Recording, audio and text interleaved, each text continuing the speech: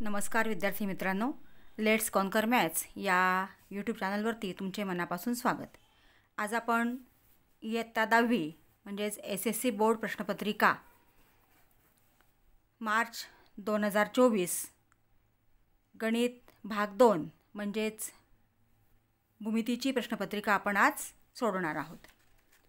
तर बघूया प्रश्न पहिला काय आहे ते. प्रश्न पहिला ए.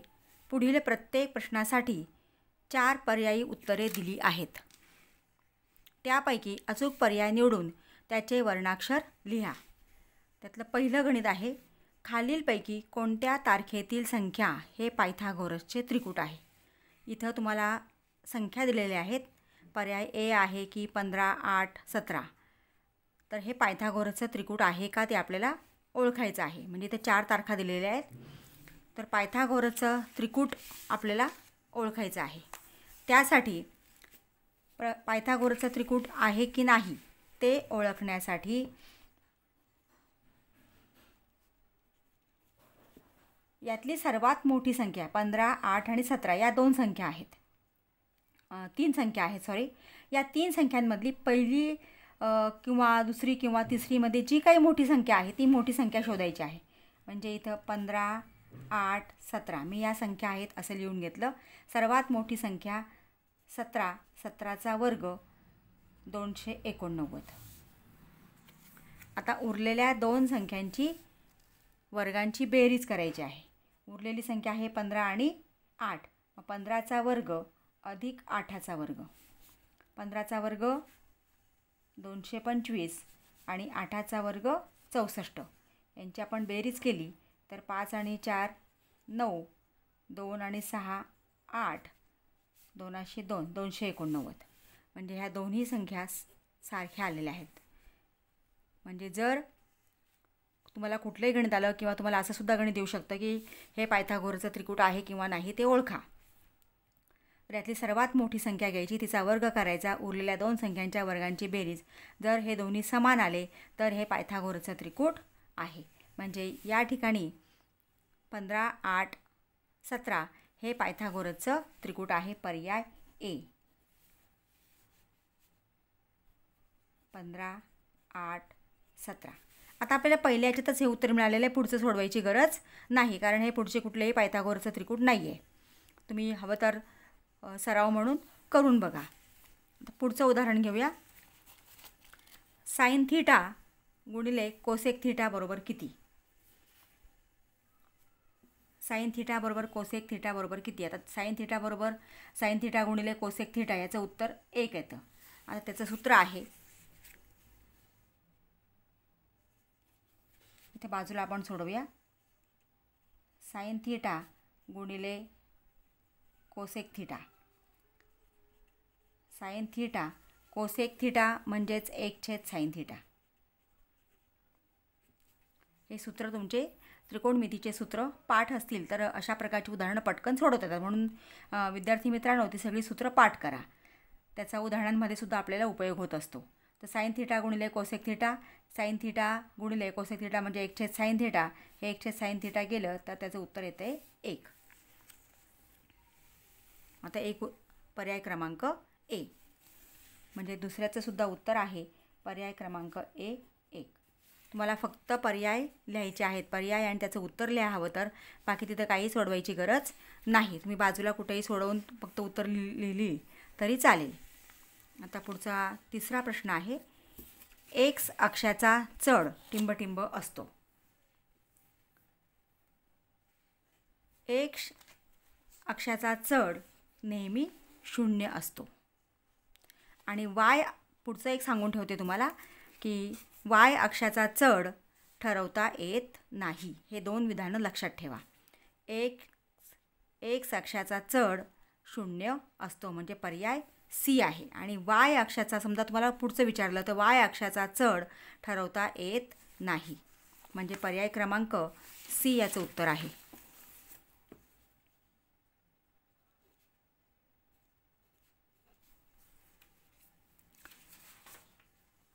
पुढचं गणित घेऊया.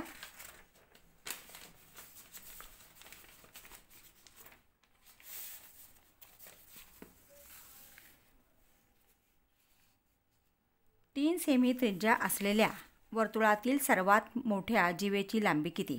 आता वर्तुळातील सर्वात मोठी जीवा म्हणजे वर्तुळाचा व्यास असतो. वर्तुळाची सर्वात मोठी जीवा म्हणजे वर्तुळाचा व्यास. तर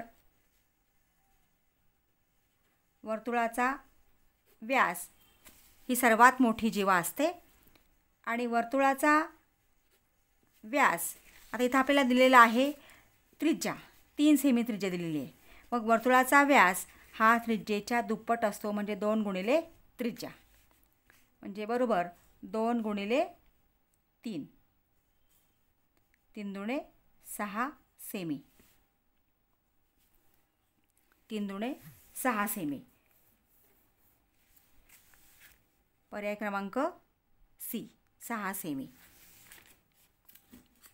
म्हणजे चौथ्या गणिताचं उत्तर आहे पर्याय सी 6 सेमी.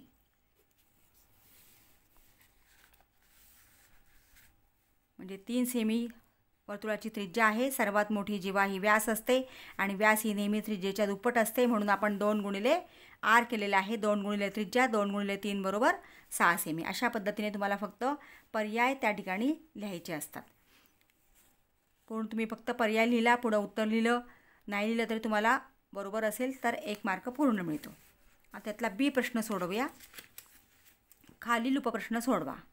जर त्रिकोण ABC समरूप त्रिकोण PQR आणि AB PQ बरोबर 2/3 तर एरिया त्रिकोण ABC छेद एरिया त्रिकोण PQR ची किंमत काढा.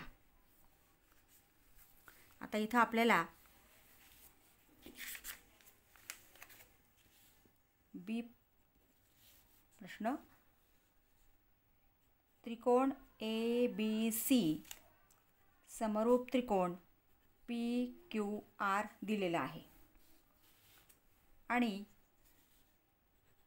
AB PQ बरोबर 2/3 आहे.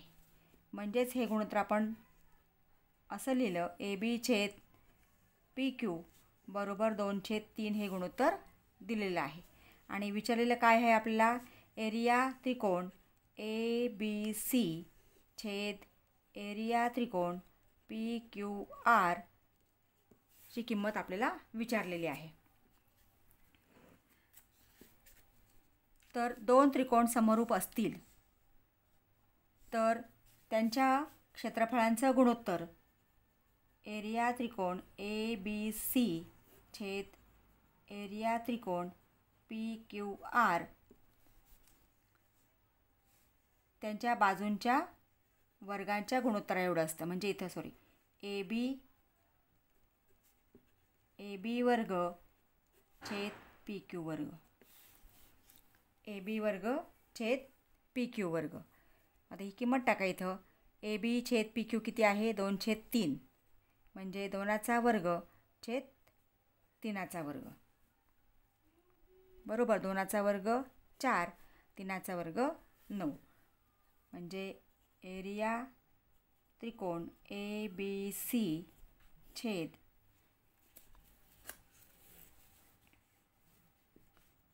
एरिया त्रिकोण PQR बरोबर 4/9.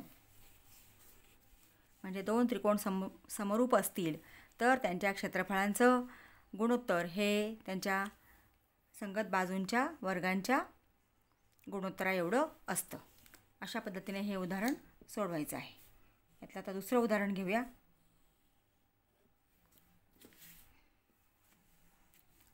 बाह्यस्पर्शी असलेल्या 2 वर्तुळांच्या त्रिज्या अनुक्रमे 5 सेमी व 3 सेमी असतील तर त्यांच्या केंद्रातील अंतर किती?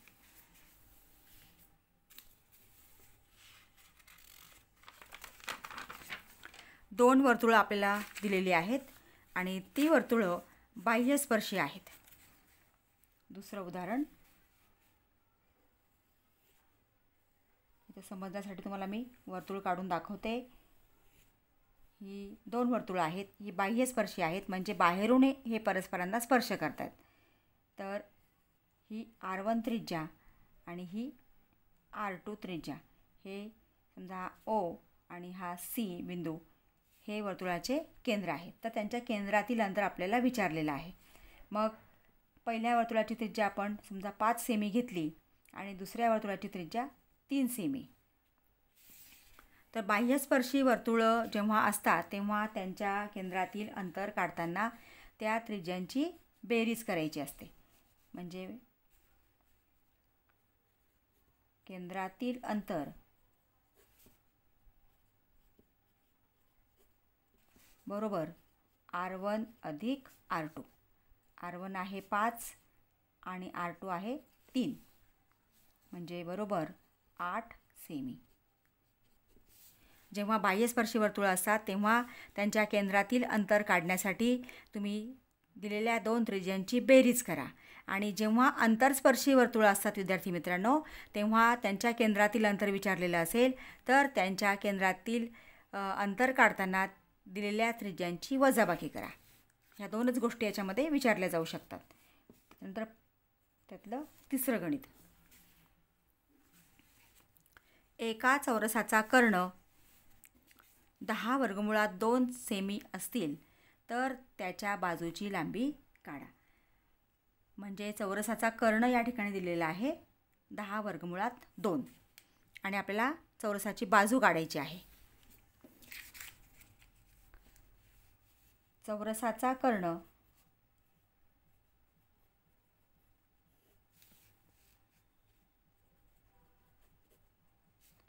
10 वर्गमुळात 2 सेमी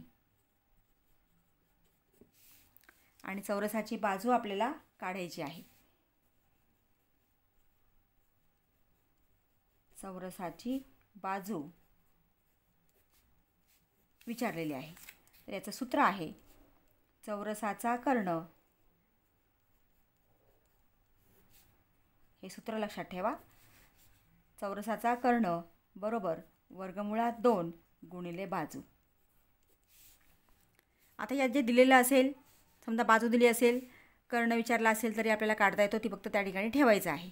आता चौरसाचा कर्ण दिला आहे 10 वर्गमुळात 2, ते त्या ठिकाणी आपण त्याची किंमत ठेवूया. 10 वर्गमुळात 2 बरोबर वर्गमुळात 2 गुणिले बाजू. आता आपल्याला बाजू काढायची आहे. हा वर्गमुळात 2 बाजूला गुणिले आहे, तो एकमेकांना भागिले होणार आहे. मग 10 वर्गमुळात 2 भागिले वर्गमुळात 2 बरोबर बाजू.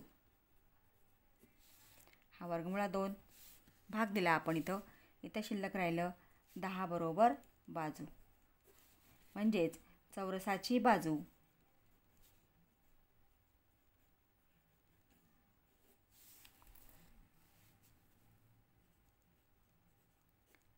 बरोबर 10 सेमी.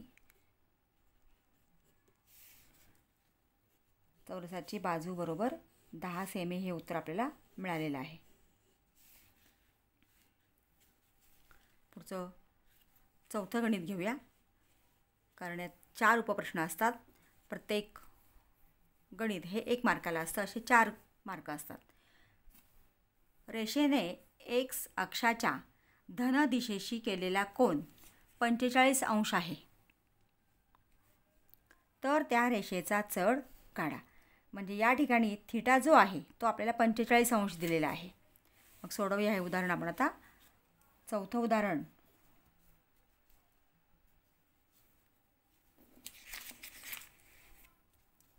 थिटा बरोबर 45 अंश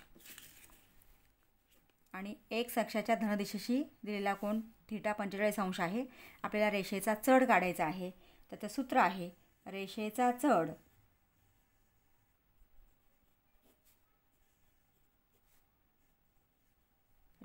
चढ बरोबर टॅन थिटा. मग थिटाची जी किंमत दिली असेल ती या ठिकाणी ठेवा. इथे आपल्याला 45 दिलेली आहे. मग टॅन 45 अंश आणि टॅन 45ची किंमत आहे 1. म्हणजे रेषेचा चढ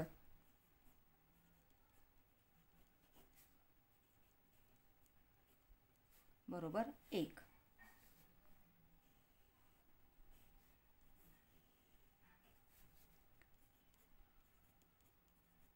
रेषेचा चढ 1 आहे.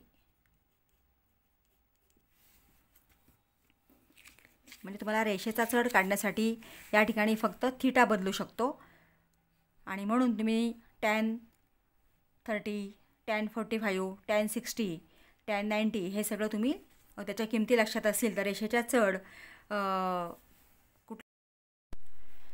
प्रश्न दुसरा ए घेऊया. खालीलपैकी कोणत्याही 2 कृती लिहून पूर्ण करा. 4 गुण आहेत, 3 कृती आपल्याला दिलेल्या असतात. आता हे अंतर्लिखित कोनाच्या प्रमेयावरती हे उदाहरण आहे. वरील आकृतीमध्ये कोन ABC हा कंस ABC मधील अंतर्लिखित कोन आहे.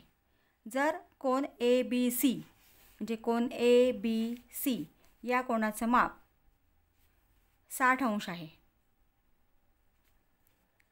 तर कोन AOC काढा. म्हणजे कोन AOCचं माप आपल्याला काढायचं आहे.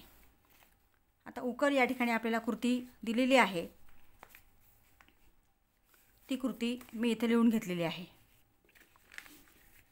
उकल कोन ABC बरोबर 1/2 माप कंस AXC. बघा आता इथं कोन ABC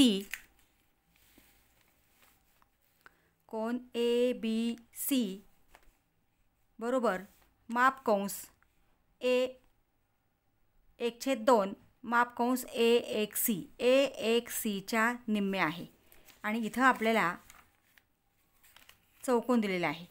तर इथे आहे हे अंतर्लिखित कोनाचं प्रमेय आहे. म्हणजे अंतर्लिखित कोनाच्या प्रमेयानुसार कोन ABC बरोबर 1/2 माप कंस AXC आहे. म्हणजे इथं आपल्याला उत्तर लिहायचं आहे अंतर्लिखित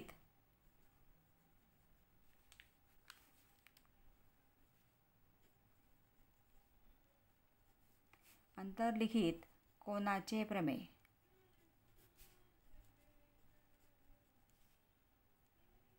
अंतर्लिखित कोनाचे प्रमेय. आता कोन ABCचं माप आपल्याला 60 अंश दिलेलं आहे बरोबर 1/2 माप कंस AXC. आता इथं आपल्याला कंस म्हणजे हा बॉक्स दिलेला आहे. थोडं निरीक्षण केलं तर माप कंस AXC तसंच दिलं आहे बघा आणि हा 2 नाही आहे इथं. म्हणजे हा 2 इकडे गुणिले घेतला आहे. म्हणजे 60 गुणिले 2 किती होणार आहे? 60 दुणे 120 अंश. म्हणजे आपल्याला कृती पूर्ण करण्यासाठी वरच्या आणि खालच्या स्टेप्सचा आपल्याला उपयोग होत असतो. थोडं तिथं विचार केला की आपल्याला बॉक्स लगेच भरता येतात. म्हणजे इथं माप कंस AXC दिलेलंच आहे, जसंच्या तसं लिहिलं आहे. फक्त हा 1/2 मधला हा 2 इथं नाही आहे, 1/2 नाही आहे. म्हणजे हा 2 भागिले आहे, तो इकडे गुणिले झाला आहे. आता बघा पुढची स्टेप. परंतु माप कोन AOC बरोबर माप कंस, आता इथं बघा माप कोन AOC बरोबर इथं माप कंस AXC येणार आहे. म्हणजे केंद्रीय कोनाचा गुणधर्म आहे हा. केंद्रीय कोनाचं माप हे त्याने आंतरखंडित केलेल्या कंसाच्या मापाच्या बरोबर असते. म्हणून माप कोन AOC बरोबर माप कंस AXC.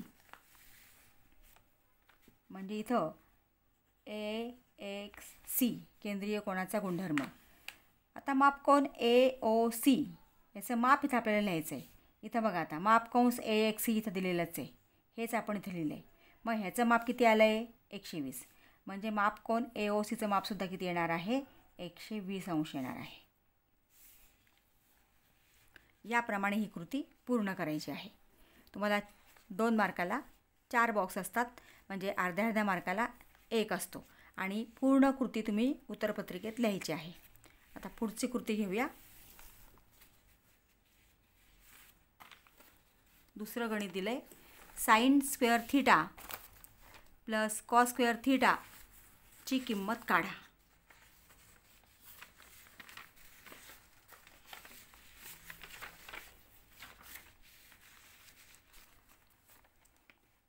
कोन ABC त्रिकोण ABC मध्ये कोन ABC बरोबर 90 अंश, हा बी कोन 90 अंश आहे. कोन C हा थीटा दिलेला आहे. मग इथं आपल्याला ए बी वर्ग अधिक बी सी वर्ग, आता ही कृती आपल्याला सोडवायची आहे.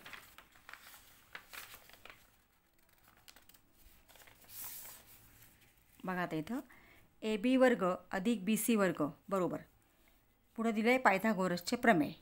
मग पायथागोरसच्या प्रमेयावरनं काय येणार आहे? ए बी वर्ग अधिक बी सी वर्ग बरोबर ए सी वर्ग. कारण पायथागोरसचं प्रमेय आहे पाया वर्ग अधिक उंची वर्ग बरोबर कर्ण वर्ग. म्हणजे इथं कर्ण आहे ए सी, काटकोनासमोरचा नेहमी कर्ण असतो, म्हणजे इथं ए सी वर्ग येणार आहे. आता पुढं आपल्याला इथं लिहून दिलं आहे दोन्ही बाजूला ए सी वर्गने भागून.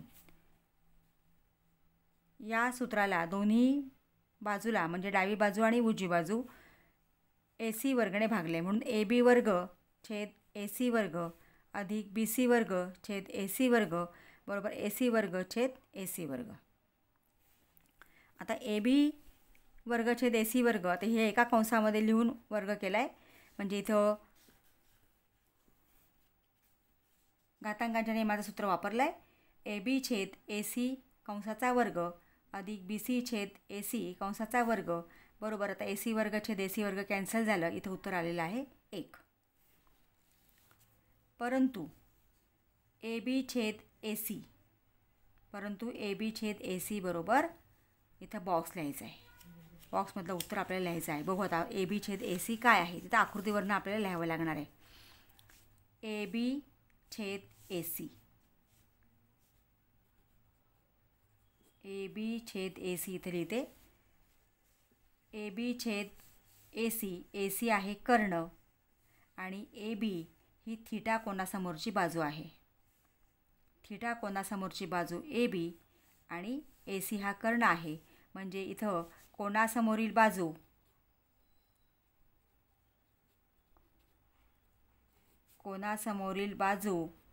छेद कर्ण. हे तुम्हाला समजण्यासाठी लिहिते विद्यार्थी मित्रांनो, तुम्ही कृतीमध्ये हे काही लिहायची गरज नाही आहे. ए बी छेद ए सी बरोबर कोनासमोरील बाजू छेद कर्ण. आता कोनासमोरील बाजू छेद कर्ण हे गुणोत्तर आहे साइन थीटा, म्हणजे या ठिकाणी ए बी छेद ए सी म्हणजे काय आहे? साइन थीटा आहे. परंतु ए बी छेद ए सी बरोबर साइन थीटा आहे. तसंच बी सी छेद ए सी, बघा आता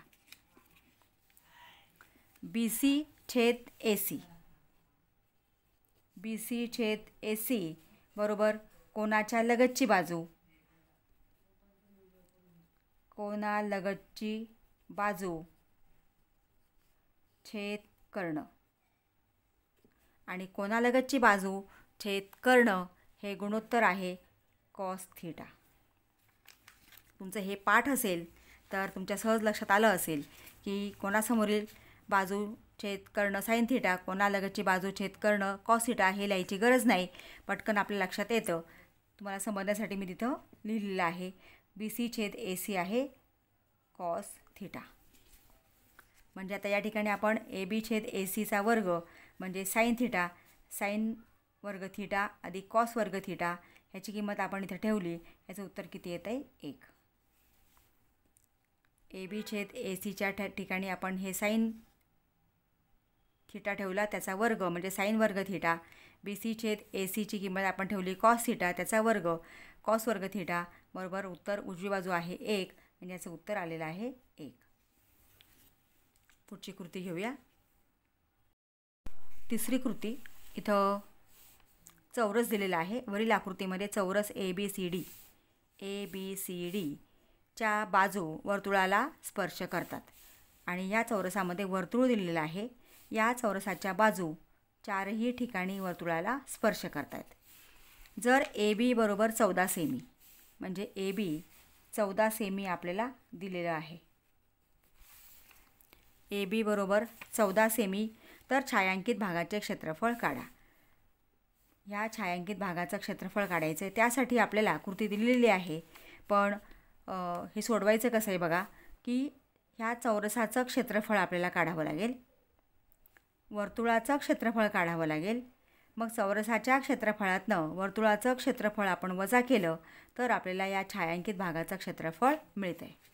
आता उकल मी या ठिकाणी लिहिलेली आहे, तीच उकल या ठिकाणी दिलेली आहे.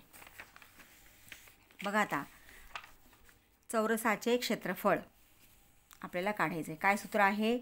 चौरसाच्या क्षेत्रफळाचं सूत्र आहे बाजू वर्ग. इथं फक्त बाजू लिहायचं आहे, वर्ग पण आपल्याला दिलेला आहे. म्हणजे चौरसाचं क्षेत्रफळ बरोबर बाजू वर्ग, इथं सूत्र आपल्याला दिलं आहे. आता बाजू किती दिली आहे? 14 सेमी, म्हणून 14चा वर्ग. बाजूची किंमत ठेवली 14. 14चा वर्ग, 14चा वर्ग येतो 196. पाठ नसेल तर गुणाकार करून आपण उत्तर काढू शकतो. 14 गुणिले 14 196 सेंटीमीटर वर्ग. आता पुढचं आहे वर्तुळाचे क्षेत्रफळ.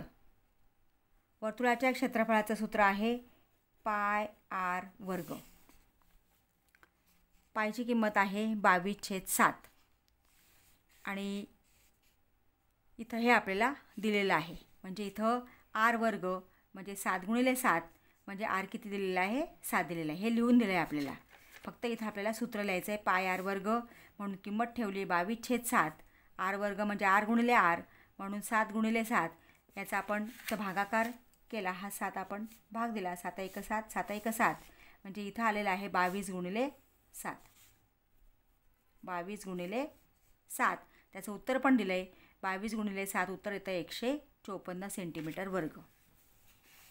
आता पुढचं बघा, छायांकित भागाचे क्षेत्रफळ बरोबर चौरसाचे क्षेत्रफळ वजा वर्तुळाचे क्षेत्रफळ.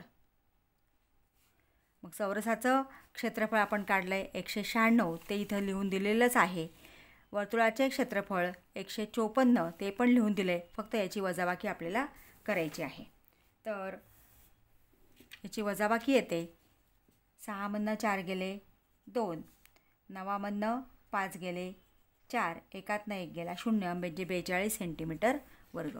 म्हणजे छायांकित भागाचं क्षेत्रफळ 42 सेंटीमीटर वर्ग आलेलं आहे.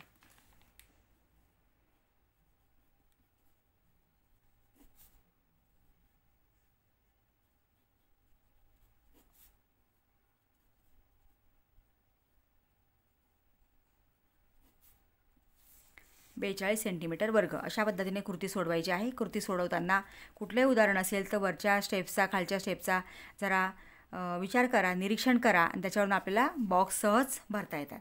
आता पुढचा बी प्रश्न घेऊया. प्रश्न दुसरा बी.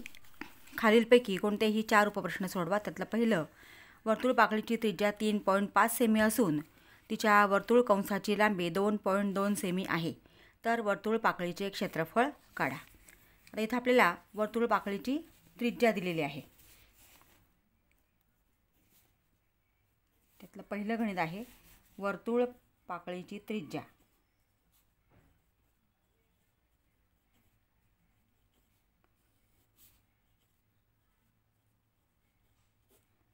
बरोबर 3.5 सेमी आणि वर्तुळ कंसाची लांबी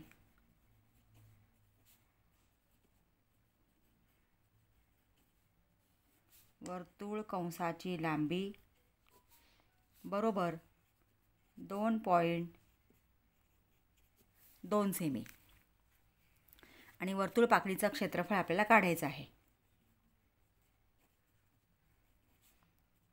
वर्तुळ पाकळीचे क्षेत्रफळ. आता वर्तुळ पाकळीचं क्षेत्रफळ आणि वर्तुळ कंसाची लांबी याच्याशी संबंधित आपल्याला सूत्र या ठिकाणी वापरावं लागणार आहे. वर्तुळ पाकळीचे क्षेत्रफळ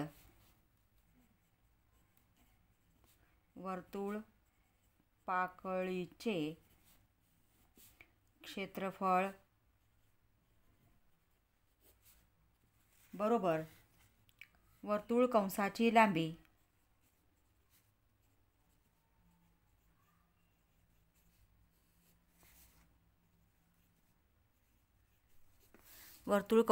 लांबी गुणिले त्रिज्या.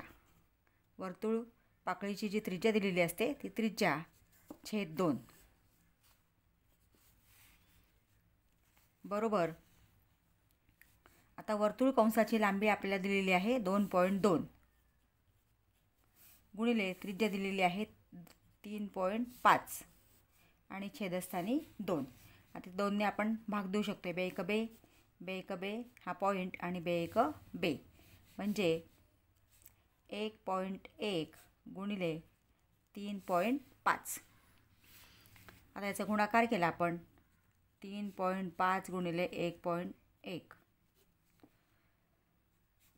समजा हे आपण 11 घेतले, 11ने डायरेक्ट गुणलं तर 11 पाचा 55, ह्याच्याला 5, 11 त्रिक 33 आणि 5 38, म्हणजे गुणाकार आलेला आहे 385. आता पॉईंट नंतर किती संख्या आहेत? 1 2 1 2 3.85. 3.85 सेंटीमीटर दिले, म्हणजे सेंटीमीटर वर्ग येणार किंवा चौरस सेंटीमीटर. म्हणून वर्तुळ पाकळीचे क्षेत्रफळ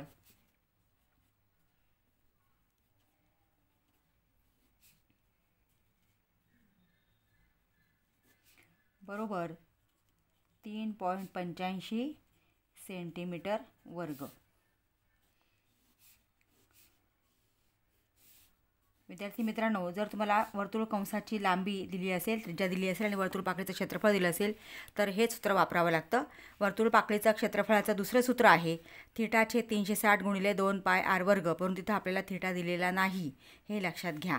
आणि या ठिकाणी हे वर्तुळ पाकळीचं क्षेत्रफळ आणि वर्तुळ कंसाची लांबी यांचा संबंध असलेलं सूत्र वापरावं लागतं. पुढचं उदाहरण घेऊया. दुसरं उदाहरण, एका काटकोन त्रिकोणामध्ये काटकोन करणाऱ्या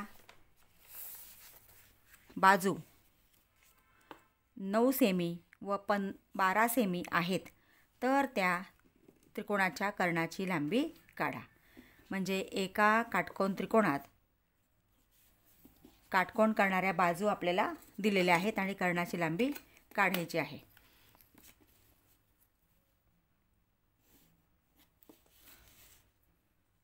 हा काटकोन त्रिकोण काढला.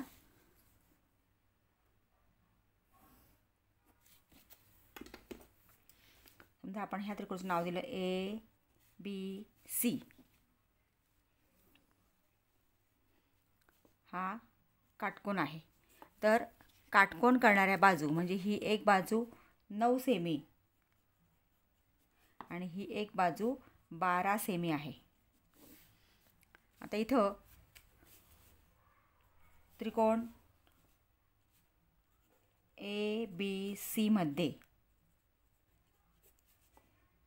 कोन B बरोबर 90 अंश. काटकोन त्रिकोणासाठी आपण नेहमी पायथागोरसचा प्रमेय वापरतो, म्हणून पायथागोरसच्या प्रमेयानुसार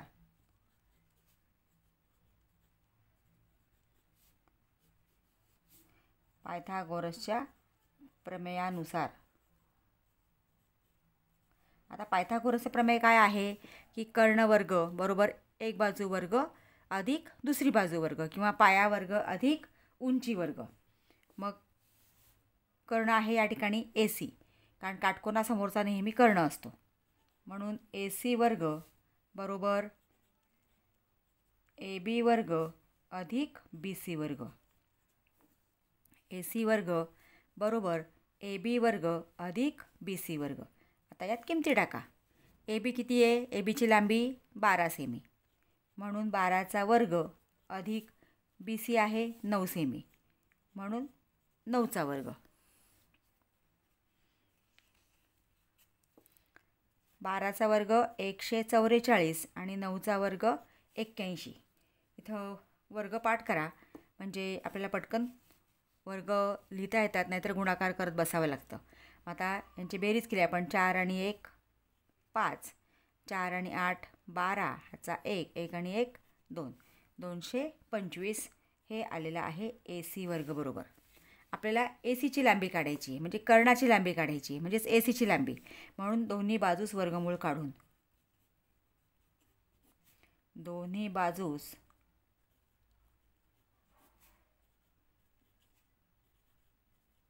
वर्गमूळ घेऊन आता AC वर्गाचं वर्गमूळ AC आणि 225चं वर्गमूळ येतं 15, कारण 225 हा 15चा वर्ग आहे. आता AC काय आहे तर कर्ण. आपल्याला कर्णाची लांबी विचारलेली आहे, म्हणून ते उत्तर लिहा. त्रिकोणाच्या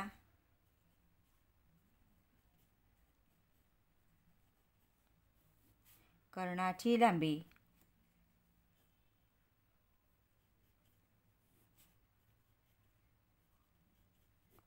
बरोबर 15 सेमी.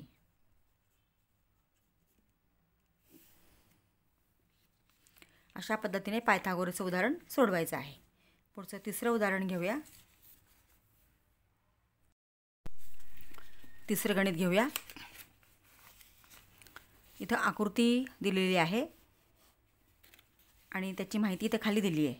वरील आकृतीमध्ये माप कंस NS बरोबर 125 अंश, माप कंस NS हा कंस 125 अंश दिलेला आहे आणि कंस EF हा 37 अंश दिलेला आहे. तर कोन NMSचे माप काढा. कोन NMS म्हणजे या कोनाचं माप आपल्याला काढायचं आहे. तर इथं वर्तुळाच्या जीवांना सामावणाऱ्या वर्तुळ रेषांचा आपल्याला ठिकाणी गुणधर्म वापरायचा आहे. तर तो गुणधर्म काय आहे की वर्तुळाच्या, तर मी ही माहिती लिहून घेतलेली आहे. तर गुणधर्म इथे लिहायची गरज नाही, फक्त तुम्ही सांगते ते लक्षात ठेवा. वर्तुळाच्या जीवांना म्हणजे ह्या दोन जीवा आहेत EN आणि ES. तर या जीवांना सामावणाऱ्या रेषा म्हणजे ही MN आणि MS या दोन रेषा. तर वर्तुळाच्या जीवांना सामावणाऱ्या रेषा वर्तुळाच्या बाह्य भागात छेदत असतील, म्हणजे इथं या वर्तुळाच्या जीवांना सामावणाऱ्या रेषा MN आणि MS ह्या वर्तुळाच्या बाह्य भागामध्ये म्हणजे बिंदू M मध्ये छेदत आहेत. तर त्या रेषांमधील म्हणजे हा कोन, कोन M, त्या रेषांमधील कोनाचे माप त्या कोनाने आंतरखंडित केलेले. आता या कोनाने आंतरखंडित केलेले कंस दोन आहेत, एक NS आणि एक EF. तर आंतरखंडित केलेल्या कंसाच्या मापांच्या फरकाच्या निम्मे असते. म्हणजे जर या दोन वर्तुळाच्या जीवांना सामावणाऱ्या रेषा वर्तुळाच्या बाह्य भागात छेदत असतील तर त्या रेषा त्यांच्या छेदनबिंदूशी जो कोन तयार होतो त्या कोनाचं माप त्याने आंतरखंडित केलेले हे जे दोन कंस आहे त्या कंसांच्या फरकाच्या म्हणजे वजाबाकीच्या, त्यांची वजाबाकी करायची, त्या वजाबाकीच्या निम्मे असते. हा गुणधर्म आहे. हा लिहायची गरज नाही. आपण या ठिकाणी डायरेक्ट उदाहरण सोडवणार आहोत. बघूया आता. इथं मापकोन NS 125 अंश आणि मापकंस EF 37 अंश दिलेला आहे आणि मापकोन NMS आपल्याला विचारलेला आहे. तर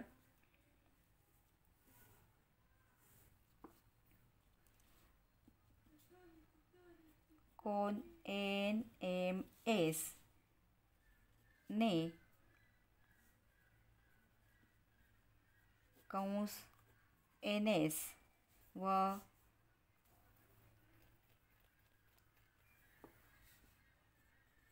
कंस EF, कंस NS व कंस EF हे कंस आंतरखंडित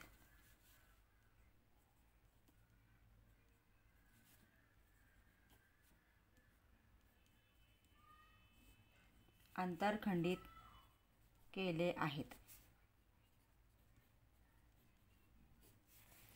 NMS या कोनाने हे दोन कंस आंतरखंडित केलेले आहे. आपण तर गुणधर्म बघितला की या कोनाचं माप यांच्या वजाबाकीच्या निम्मे असते. म्हणजे इथं माप कोन NMS बरोबर 1/2 माप कंस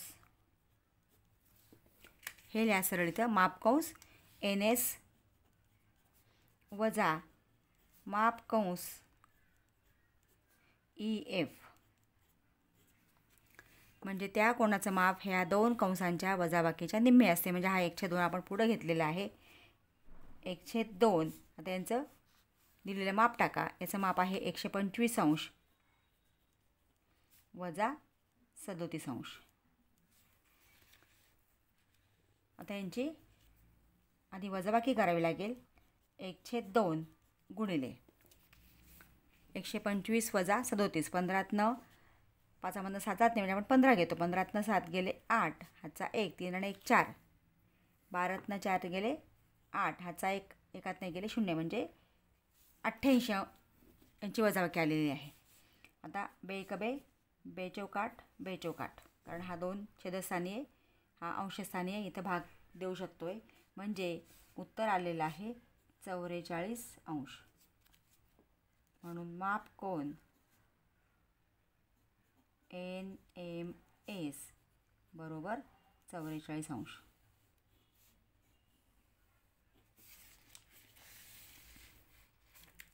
म्हणजे ह्याच कोणाचं माप आपण काढलेलं आहे 44 अंश.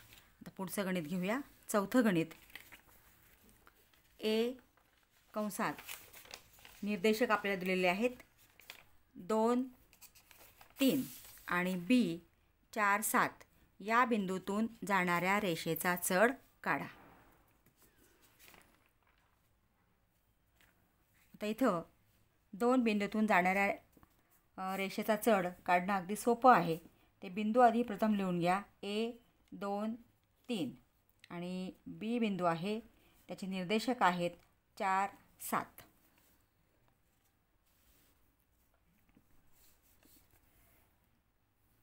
तर इथं हा x1 y1 हे निर्देशक आपण x1 y1 मानले. x1 y1 आणि ह्याचे आपण x2 y2. पहिला बिंदू x1 y1 घ्या, दुसरा बिंदू x2 y2 घ्या. मग आता इथं आपण हे लिहून घेऊया. x1 बरोबर 2, y1 बरोबर 3, नंतर x2 बरोबर 4 आणि y2 बरोबर 7. आता रेषेचा चढ काढण्याचं सूत्र आहे, रेषा AB आहे, म्हणजे जे बिंदू दिलेत ती नावं लिहा. रेषा ABचा चढ, रेषा ABचा चढ बरोबर y2 वजा y1 छेद x2 वजा x1. एकदम सोपं आहे, लक्षात ठेवा. अशा प्रकारचं कुठलंही उदाहरण आलं तुम्हाला तर ते 2 बिंदू लिहा. पहिला बिंदू x1 y1, दुसरा बिंदू x2 y2. नंतर या ठिकाणी x1 y1 यांच्या किमती लिहा. रेषा AB जे नाव दिलेलं असेल PQ CD वगैरे, रेषा ABचा चढ बरोबर हे सूत्र वापरा, y2 वजा y1 छेद x2 वजा x1. आता यात फक्त किमती ठेवल्या की आपल्याला उत्तर मिळतं. बघा y2 किती आहे, इथं आपण इथं लिहिलेलं आहे 7. y1 किती आहे 3 वजा 3 छेद x2 वजा x1 आहे. आता x2 शोधूया आपण. x2 किती आहे 4 वजा x1 किती आहे 2. अशा फक्त किमती ठेवायच्या आहेत. मग 7 वजा 3, 7मधनं 3 गेले 4 आणि 4मधनं 2 गेले 2, म्हणजे 4/2. इथं आपल्याला भाग देता येतो, तर भाग द्या. बे 2 4 बरोबर 2. म्हणजे रेषा ABचा चढ आलेला आहे, रेषा ABचा चढ बरोबर 2.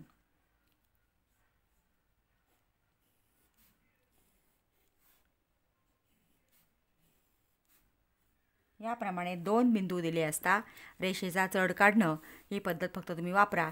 या प्रकारचं कुठलंही उदाहरण आलं तर सहज तुम्हाला सोडवता येईल. पुढचं उदाहरण घेऊया. 5वं उदाहरण. एका गोलाची त्रिज्या 7 सेमी असेल तर त्याचे वक्रपृष्ठफळ काढा. म्हणजे इथं आपल्याला गोलाची त्रिज्या दिलेली आहे 7 सेमी.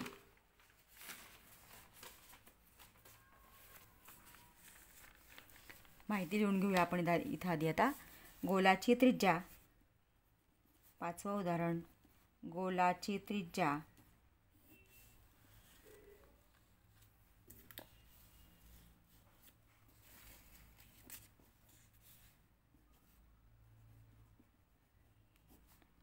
बरोबर 7 सेमी. आणि आपल्याला विचारलं आहे गोलाचे वक्रपृष्ठफळ.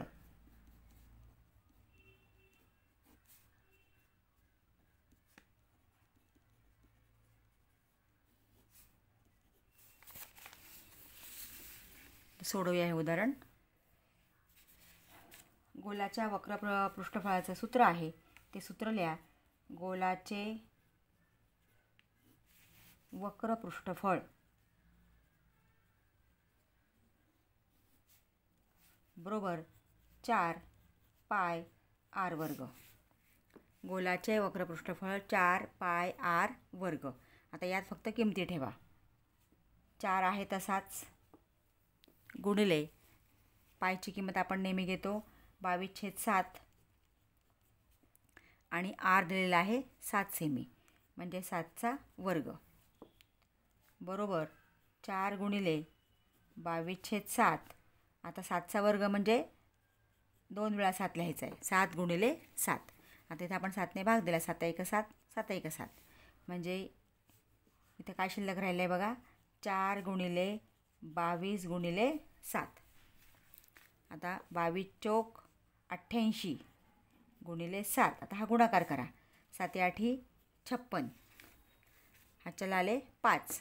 7 8 56 आणि 5 61 म्हणजे 616 सेंटीमीटर वर्ग किंवा चौरस सेमी. सेंटीमीटर वर्ग. पुन्हा इथं उत्तर लिहा. गोलाचे वक्रपृष्ठफळ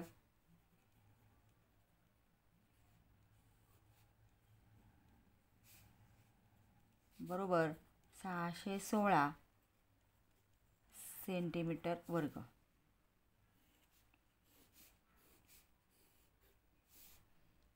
ते विद्यार्थी मित्रांनो, सूत्राची जी गणितं असतात ती एकदम सोपी असतात. फक्त त्यासाठी तुमचं सूत्र पाठ असणं गरजेचं आहे.